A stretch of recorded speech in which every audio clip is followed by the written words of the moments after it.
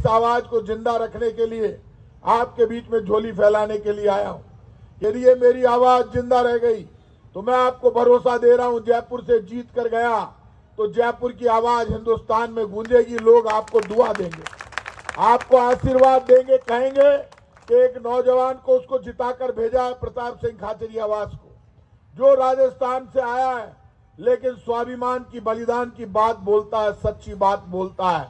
आज यदि ये बीजेपी के 2 बार एमपी साहब रहे, उनका नाम याद नहीं है लोगों को कौन रहे, अब इन्होंने एक नई उम्मीदवार को खड़ा कर दिया, उनकी खुद की कोई पहचान नहीं है।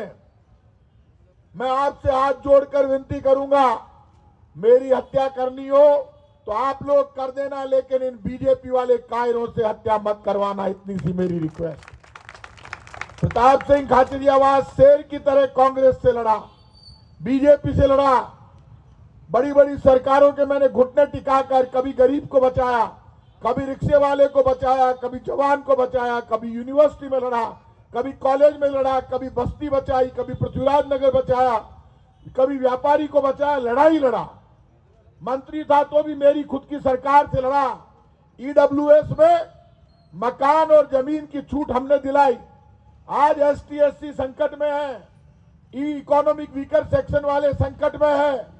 व्यापारी का एमएसएमई में 2 लोग क्या कानून बनाया है कांग्रेस बीजेपी ने, 2 लोग यदि उधार कर रहे हैं 45 दिन में क्लियर नहीं की तो 30% टैक्स लगेगा। ये दादागिरी है बीजेपी की, सावधान हो।